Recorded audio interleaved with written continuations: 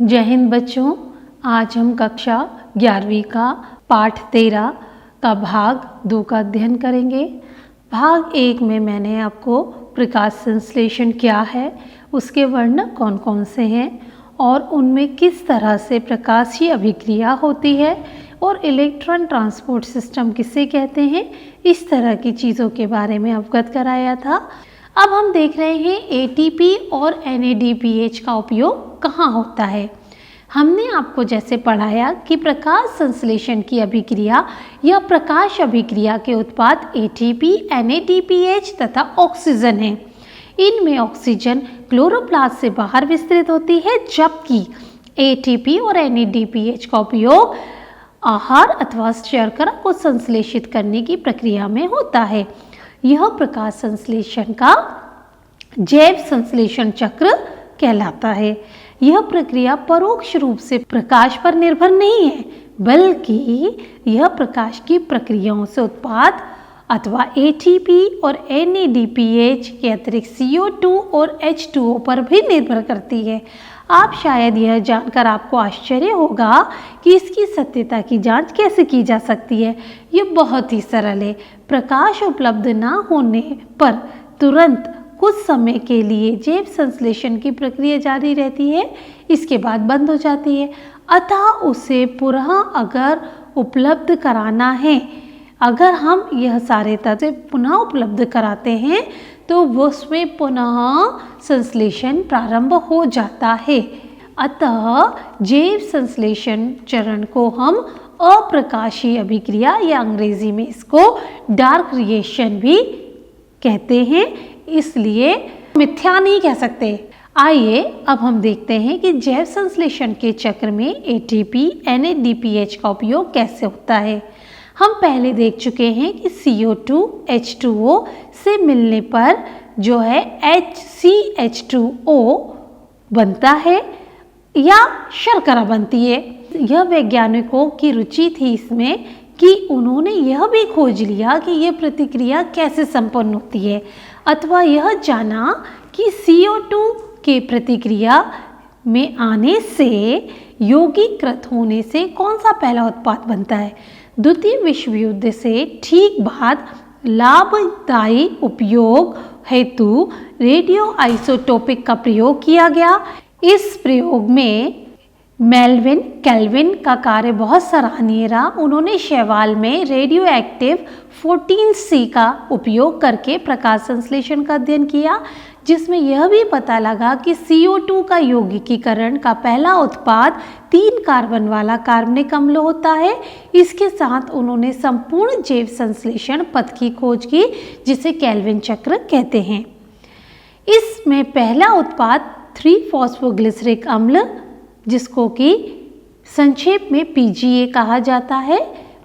ठीक है। वैज्ञानिकों ने यह जानने का प्रयत्न भी किया कि सभी पौधे CO2 का स्थिरीकरण का पहला उत्पाद PGA ही बनाते हैं अथवा फिर अन्य पौधों में अन्य उत्पाद बनते हैं। पहले बहुत सारे पौधों में व्यापक शोध किए गए। इसके बाद CO2 का यौगिकीकरण से पता लगा कि पहला स्थायी उत्पाद पुनः एक कार्बनिक अम्ल था, जिसमें कार्बन के 4 परमाणु थे। यह अम्ल ऑक्सलो-एसिटिक अम्ल था। तब से प्रकाश संश्लेषण के दौरान CO2 का स्वांगीकरण हुआ, जिससे 2 मुख्य विधियां बनाई गईं, जिसमें पौधे CO2 का यौगिकीकरण बनना पहला उत्पाद C3 अम्ल और PGA था, और C3 पथ जिसका पहला उत्पाद C4 अम्ल था, जिसको C4 पथ कहते हैं। इन दोनों ही समूह में पौधों के अन्य अभिलाक्षिक गुण भी दिखे। CO2 के प्राथमिक ग्राही। आइए अब हम अपने आप से एक प्रश्न पूछें, जिसे कि उन वैज्ञानिकों द्वारा पूछा गया था कि जो अप्रकाशीय अभिक्रिया को समझने के लिए संघर्ष कर रहे थे, उस अणु में कितने कार्बन परमाणु हैं जो CO2 को ग्रहित करने के बाद 3 कार्बन यौगिक अर्थात PGA बनाते हैं। अध्ययनों से पता लगा है कि ग्राही अणु 1,5 कार्बन वाला कीटो शुगर था। यह राइबोलोज 1,5 बिसफॉस्फेट था।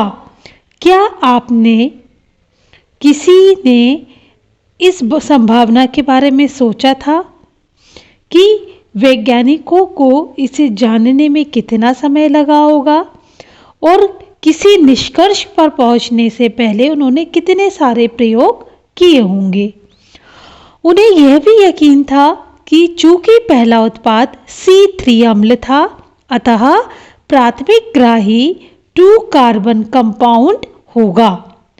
उन्होंने पहले 2 कार्बन कंपाउंड को पहचानने के लिए कई वर्ष तक प्रयत्न किए।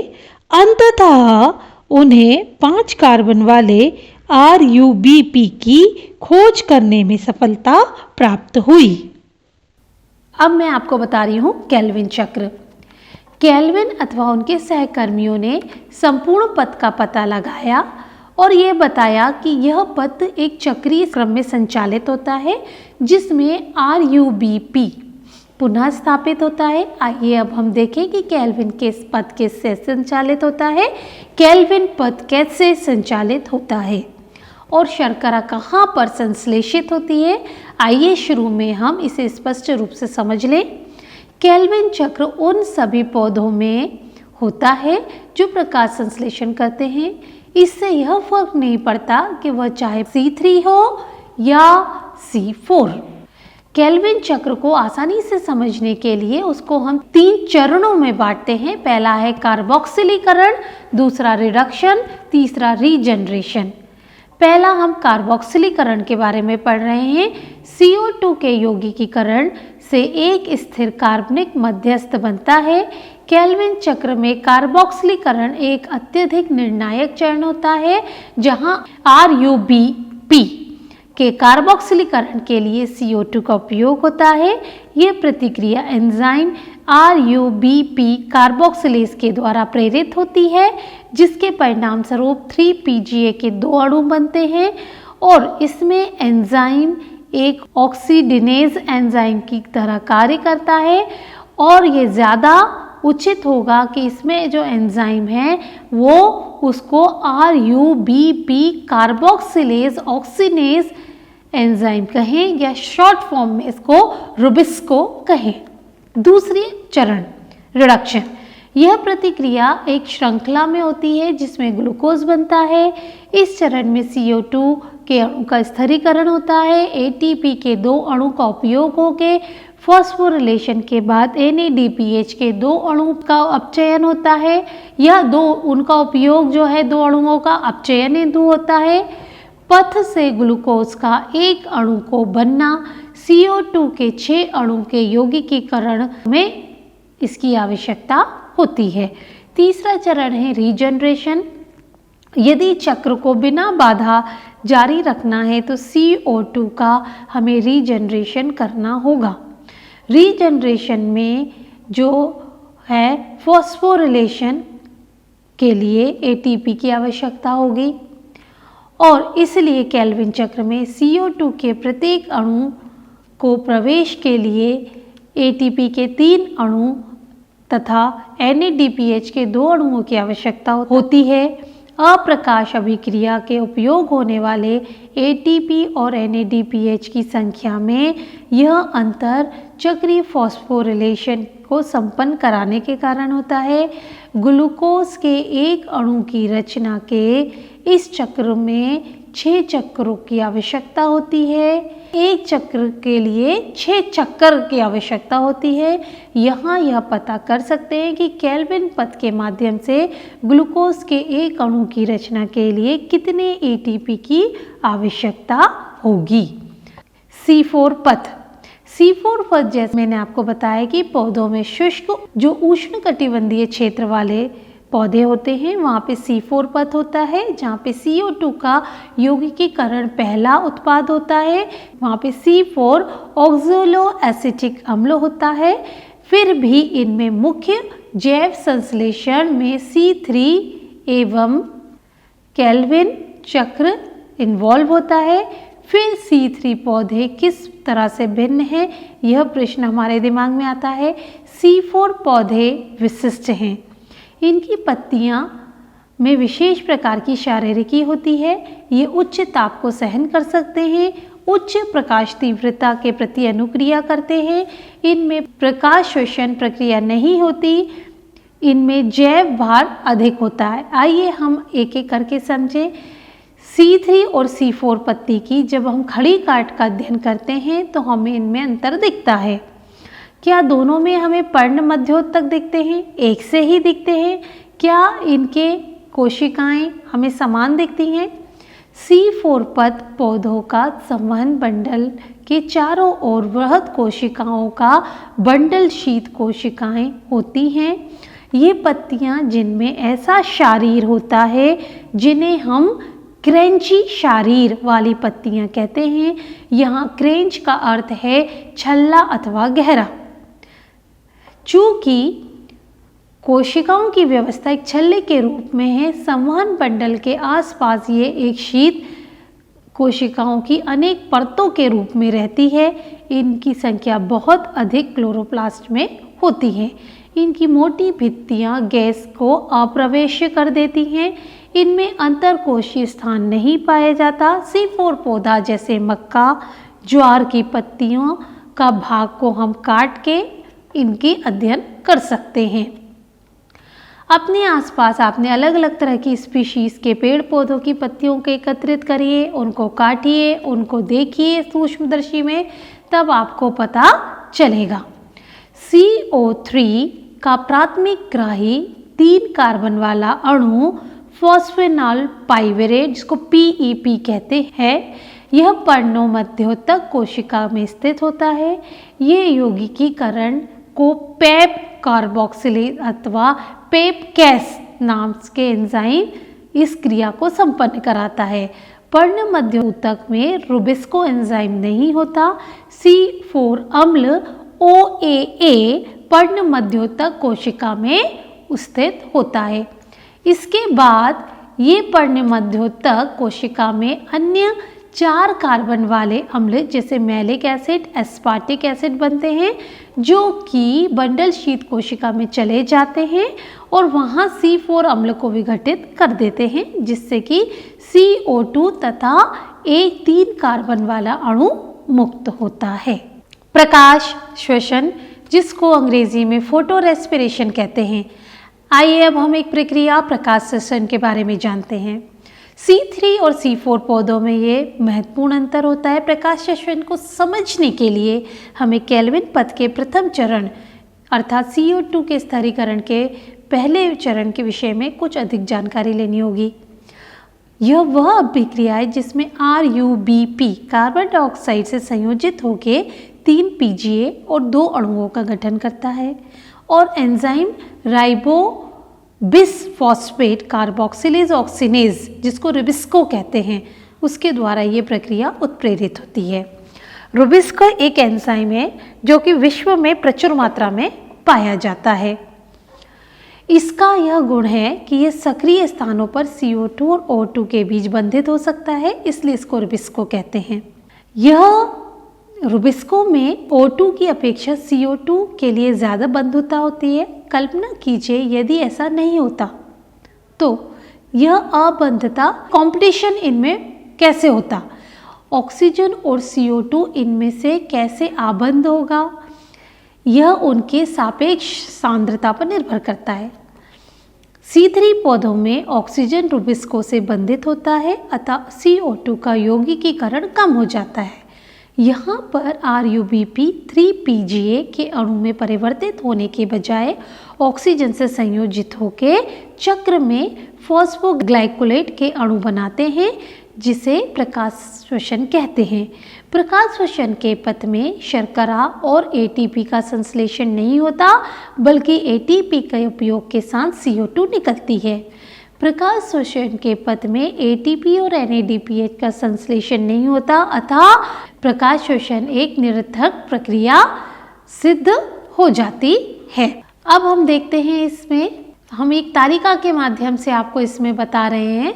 देखिए, C4 पौधों में प्रकाश श्वसन नहीं होता।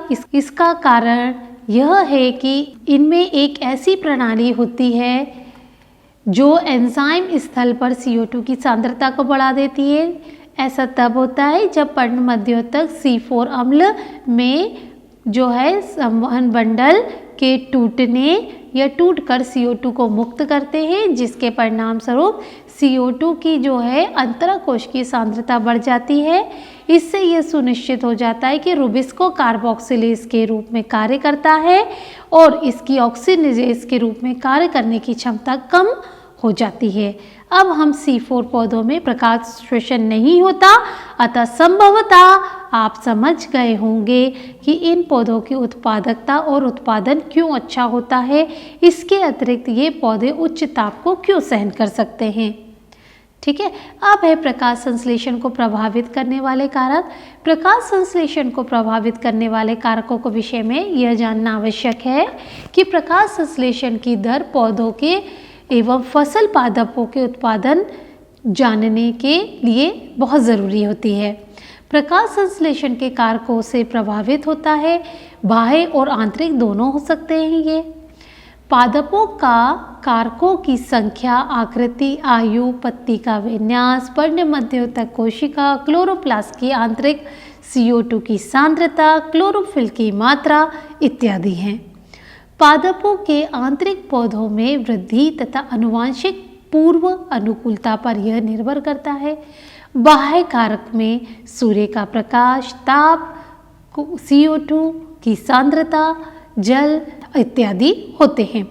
पादप की प्रकाश संश्लेषण की क्रिया में ये सभी कारक एक समय प्रभाव डालते हैं। यद्यपि बहुत सारे कारक परस्पर क्रिया करते हैं, साथ साथ प्रकाश संश्लेषण अथवा CO2 के यौगिकीकरण को प्रभावित करते हैं, फिर भी प्रायः इनमें से कोई एक कारक इस दर को प्रभावित करता है अथवा सीमित करने का मुख्य कारण बन जाता है।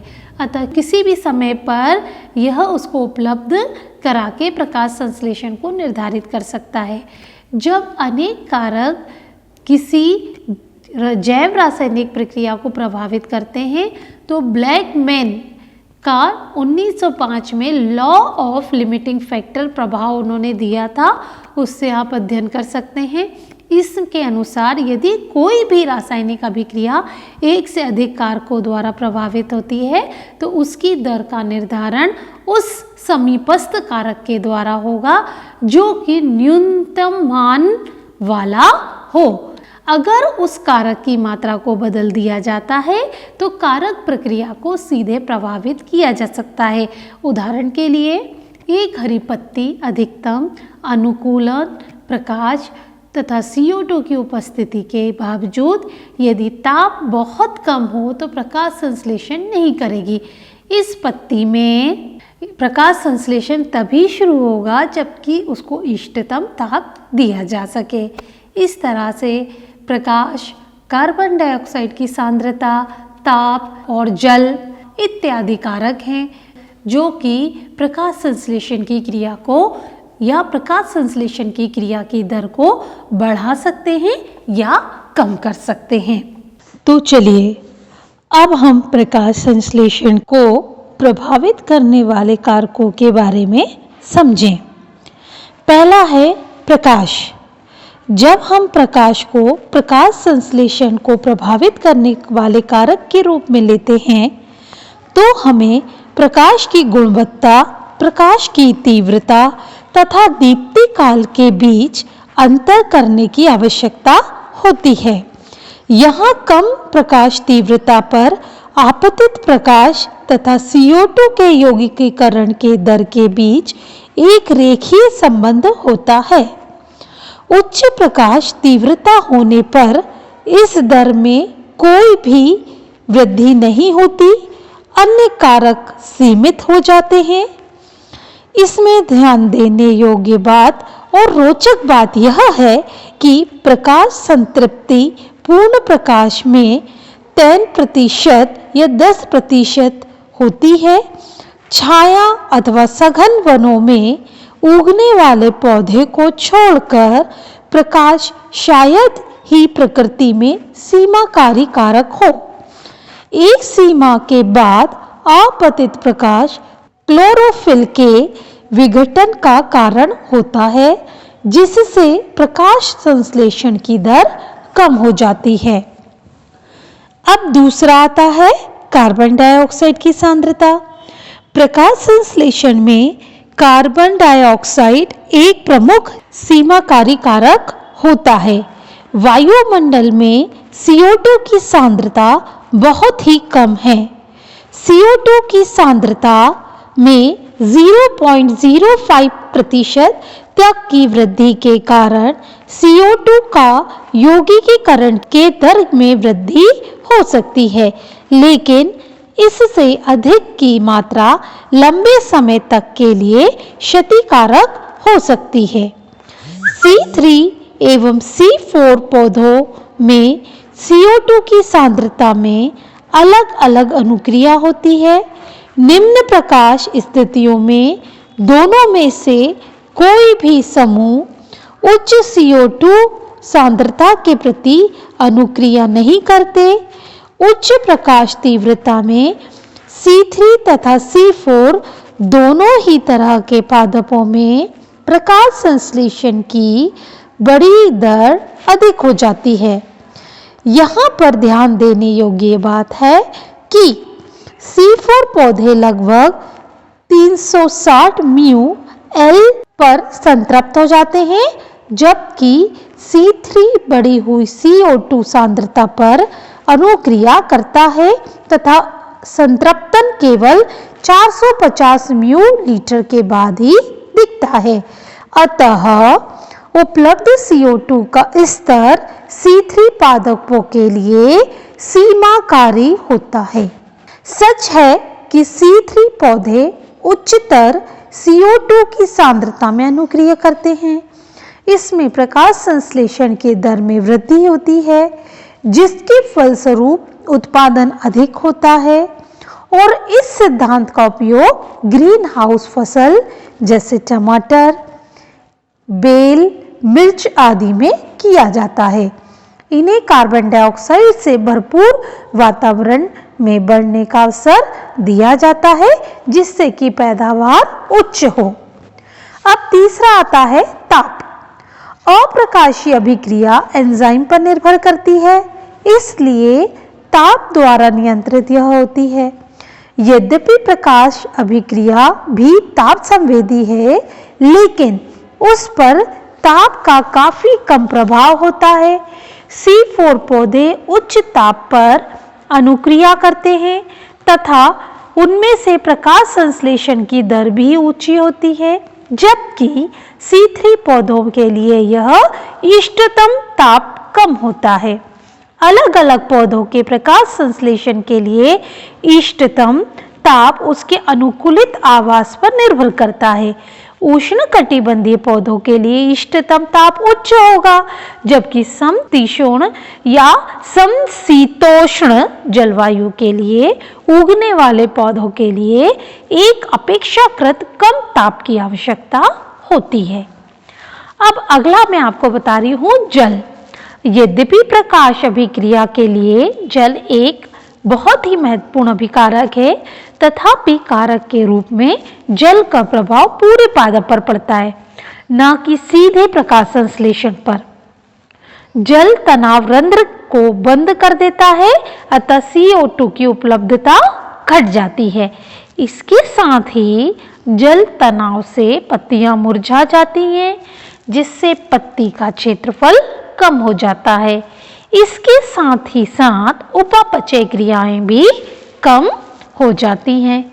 बच्चों, आज मैंने आपको कक्षा 11वीं का लेसन 13 उच्च पादपों में प्रकाश संश्लेषण का भाग 2 का अध्ययन कराया। उसमें मैंने आपको C3, C4 प्लांट्स के बारे में बताया, किस तरह से वो काम करते हैं, अप्रकाशीय अभिक्रिया के बारे में बताया, चक्रीय अचक्रीय फोटोफॉस्फोरिलेशन के बारे में बताया। आप इन सब चीज़ों का अध्ययन करें। अब मैं आपको गृह कार्य के लिए कुछ प्रश्न दे रही हूँ, उनको हल करिए। निसंदेह वह आपकी परीक्षा में मदद करेंगे। धन्यवाद।